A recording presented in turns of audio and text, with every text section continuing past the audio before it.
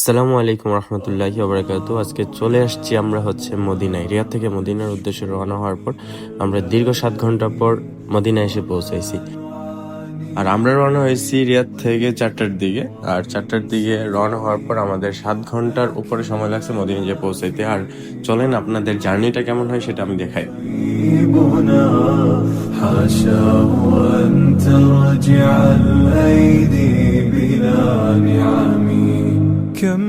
রিয়াদ থেকে Medina Saudi আরবের দুটি গুরুত্বপূর্ণ শহর, যা প্রায় 720 কিলোমিটার উত্তর পশ্চিমে অবস্থিত এবং সড়ক ও আকাশপথে সংযুক্ত।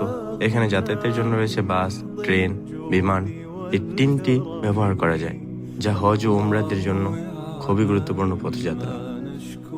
রাস্তার দিকে যখন তাকাবেন পুরোটা জুড়ে শুধু মরুভূমি আর মরুভূমি। অনেকটা পথ পাড়ি দেওয়ার সময় এই শুধু মরুভূমি আপনার চোখে পড়বে। এটা হচ্ছে সৌদি আরবের মরুভূমি।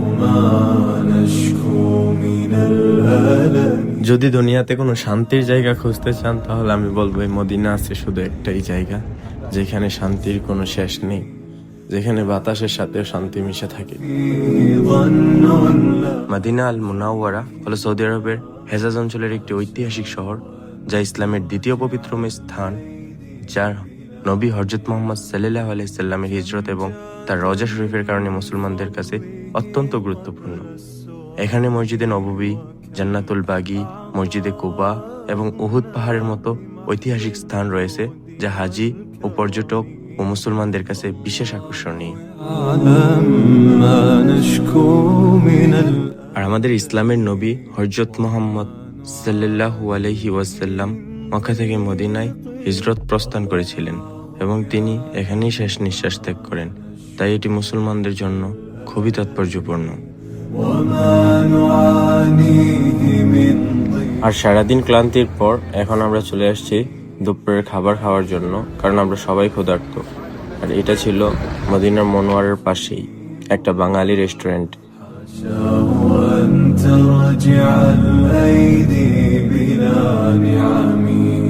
كم جاد من فضله قبل السؤال وكم আর এই জায়গাটা হচ্ছে আমাদের প্রিয় নবী, প্রাণের নবী হযরত মুহাম্মদ সাল্লাল্লাহু আলাইহি সাল্লামের রওজা মুবারক জিয়ারতের প্রবেশের রাস্তা। আমি যখন এই জায়গাটায় আসছি তখন আমার একটা গজল অনেক মনে হইতেছিল। আর এই গজলটা হচ্ছে, আমায় পাগল করেছে নবীর প্রেমে, জানাই লাখো সালাম ওই কদমে, নবী লাখো সালাম ওই কদমে। এটা হচ্ছে নবীর শহর। আর এই নবীর শহর আসলে প্রত্যেকটা মুসলমানদের প্রাণ জড়িয়ে যায়। মসজিদে নববী, এখানে যখন জামাতের শহীদের নামাজ আদায় হয়, প্রত্যেকটা সুর, প্রত্যেকটা তিলাওয়াত মনের মধ্যে গাইতে থাকে। আপনি যদি কখনো যান আপনি ফিল করতে পারবেন এটা। আর আমি চাই প্রত্যেকটা মুসলমানদের আল্লাহ তৌফিক দান করুক এই মসজিদুল নববীতে জুমাতের সাহেব নামাজ আদায় করার জন্য।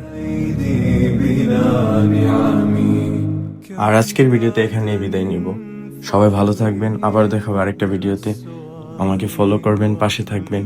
আসসালামু আলাইকুম রহমতুল্লাহি ওয়া বারাকাতুহু।